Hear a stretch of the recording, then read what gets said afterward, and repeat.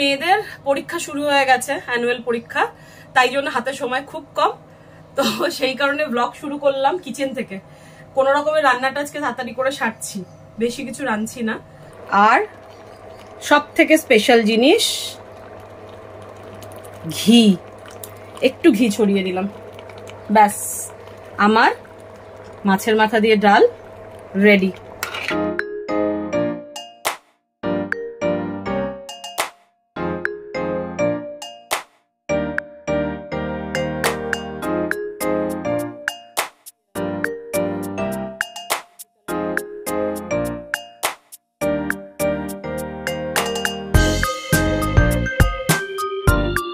Hello, নমস্কার, আসসালামু আলাইকুম আমার সব বন্ধুদের। কেমন আছো তোমরা সবাই? আমি খুব খুব খুব ভালো আছি। আমার মেয়েদের পরীক্ষা শুরু হয়ে গেছে, অ্যানুয়াল পরীক্ষা, তাই জন্য হাতে সময় খুব কম। তো সেই কারণে ব্লগ শুরু করলাম কিচেন থেকে। কোনো রকমের রান্নাটা আজকে তাড়াতাড়ি করে সারছি, বেশি কিছু রাঁধছি না। মাছের মাথা দিয়ে মুগ ডাল, হা জিভে জল চলে এলো তো। আর তার সাথে আলু ভাজা, ব্যাস এটাই দুপুরের আজকের মেনু। সেই কারণে আজকে নতুন করে ব্লগ আমি সেরকম ভাবে কিছু শুট করিনি।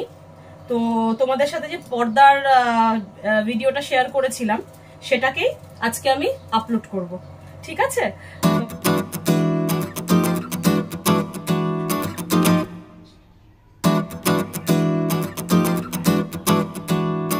তো আজকে আর তোমরা আজকে দুপুরবেলায় লাঞ্চের জন্য কি রান্না করেছো সেটা কিন্তু আমাকে অবশ্যই জানিও, ঠিক আছে? কেননা তোমাদের কমেন্ট না পেলে আমার কাজটা করতে বা এই ভিডিও আপলোড করতে মন চাইবে না, তাই তো?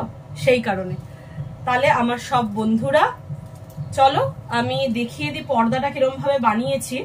আর সামনেই রোজা আসছে, রমজান মাস সোমবার থেকে, খুবই পবিত্র একটা মাস। তো সেটার জন্য আশা করি সবাই আমার যে মুসলমান বন্ধুরা আছো তারা সবাই মানে তৈয়ারি বা প্রিপারেশন যেটাকে বলা হয় ওটা শুরু করে দিয়েছে, আমিও শুরু করে দিয়েছি। অবশ্যই আমি সেগুলো তোমাদের সাথে একটু একটু করে শেয়ার করব। তাহলে চলো আজকে ঝট করে পর্দাটা কিভাবে বানিয়েছি সেটা। এইটা হচ্ছে আমার পর্দার কাপড়, তোমরা সবাই দেখতে পাচ্ছ। এই কাপড়টা মানে লম্বায় আছে 56 ইঞ্চি, আর আমি চওড়াটা নিয়ে নিয়েছি একটু বেশি, 66 ইঞ্চি। যেহেতু আমাকে দুটো পর্দা বানাতে আছে যার জন্য আমি চওড়াটা একটু বেশি নিয়েছি। এবার কি করতে হবে দেখে নাও। এটা কিন্তু ডবল ফোল্ড করা আছে, ঠিক আছে? এটা 66 ইঞ্চি, এদিক থেকে পুরো চওড়া আছে, আর এদিকটা আছে 56 ইঞ্চি। এবার আমি কি করব, এই যে চওড়া দিকটা এটার থেকে প্রথমে 2 ইঞ্চি আমি দাগ দিয়ে নিলাম।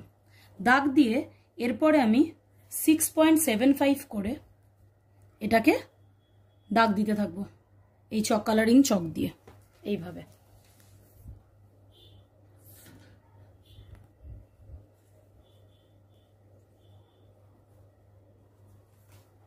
এইভাবে আমি পুরো কাপড়টাকে 6.75 করে ভাগ করতে থাকবো। পুরোটা কমপ্লিট করে তোমাদের দেখাচ্ছি। এইভাবে আমি পুরো কাপড়টাকে দাগ দিয়ে নিয়েছি। এবারে আমি যাব সেলাইটা দেখাবো এবার আমি, ঠিক আছে? চলো এবার দেখে নিই। ওই সেই পট্টিগুলো যে বানিয়েছিলাম মাল্টি কালারের, সেই পট্টিগুলোকে এর সাথে আমি জয়েন করব। আর আরেকটা জিনিস তোমাদেরকে দেখিয়ে দিই। তোমরা দেখতে পাচ্ছ এর সাথে আমি একটা 2 ইঞ্চি বাই 66 ইঞ্চির একটা পট্টিও কেটে নিয়েছি, যেটা আমাদের ওই যে রডের যে পট্টিগুলো মাল্টি কালারের ওগুলো লাগাতে, এটা দিয়ে আমাদের লাগাতে সুবিধা হবে। এটা তোমরা এরপরে দেখতে পাবে। আশা করি তোমাদের এই পট্টিগুলোর কথা মনে আছে, যেগুলো আমি এর আগে বানিয়ে নিয়েছিলাম, ঠিক আছে? এবার এগুলোকেই আমি ওই সাদা যে অফ হোয়াইট কালারের যে পর্দার কাপড়টা নিয়েছি তাতে আমি জয়েন করব। কিভাবে করব সেটা তোমাদের আমি এবার দেখাবো। এবার দেখো আমি মেশিন নিয়ে রেডি হয়ে গেছি। এবার এই যে ফার্স্ট দাগটা দেখতে পাচ্ছি আমি, এখানটায় গ্রিন কালারের আমি কাপড়টা এইভাবে দাগে ঠিক এইভাবে বসাবো। এটা ভেতরের দিকে থাকবে আর এইটা ঠিক এই দাগের সাথে এইভাবে বসাবো। তার উপরে কি করতে হবে আমাকে, এই যে পট্টিটা কেটেছিলাম পট্টিটাকে ঠিক এইভাবে রেখে আমাকে তিনটাকে একসাথে এখান থেকে সেলাই দিতে হবে। এবার আমি এটাকে সেলাই করা শুরু করব।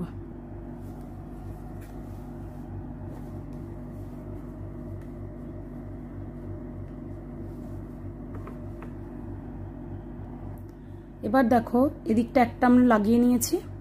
এবারে নেক্সট দাগটার এখানে আর নেক্সট পট্টিটা আমি বসাবো। আমি এই লাল পট্টিটা এবার এখানে বসাবো, ঠিক আছে?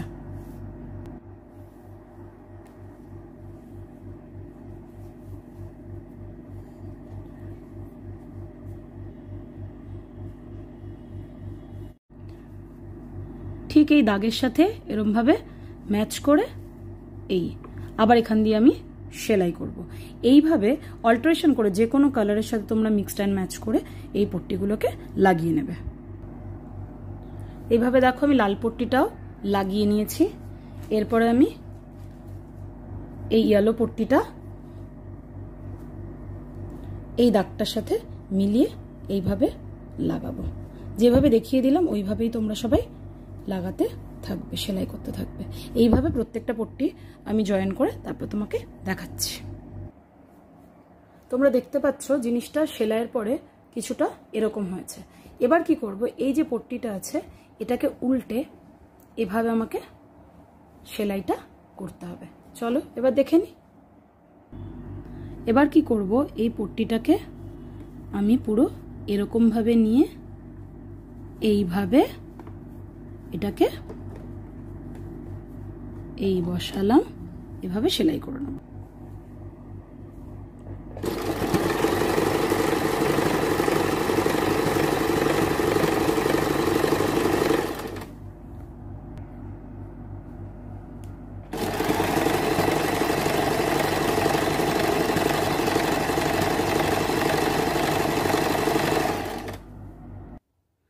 তোমরা দেখতে পাচ্ছ এভাবে জিনিসটা আমার রেডি হয়ে গেছে।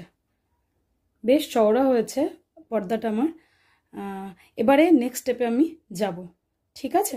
এবারে আমি কি করব, কটা কাঠের বাটনকে এইভাবে নিয়ে এই জাস্ট এইভাবে এখানটায় আমি কাঠের বাটনটাকে স্টিচ করব এইভাবে মুড়ে। তাহলে দেখো খুব সুন্দরভাবে জিনিসগুলো এইভাবে এখানে একটা করে কাঠের বোতাম আমি স্টিচ করে দেবো, ঠিক আছে? চলো এবার দেখি।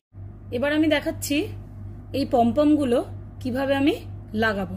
সবার প্রথমে কি করব, সুতোটাকে আমি ডাবল করে নিয়ে এই যে পেছনের দুটো দিক এটাকে আমি একটা সিঙ্গেল এরকমভাবে গিট মেরে দেবো। এবার এই পমপমটাকে ভালো করে লক্ষ্য করলে দেখতে পাবে এই যে যেই দিক দুটো ফ্লাওয়ার মতো বানানো রয়েছে মিডিলটাতে নেব না, ঠিক এই নিচ থেকে এইভাবে নেব ফ্লাওয়ারের দিক দুটোতে।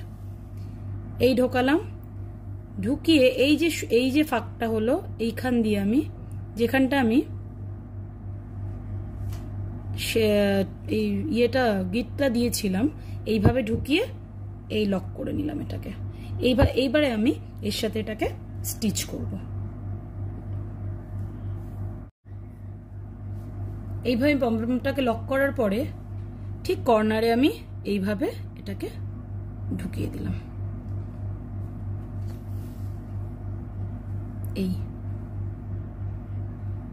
এইবারে আমি এটাকে এর সাথে সেলাই করে দেব।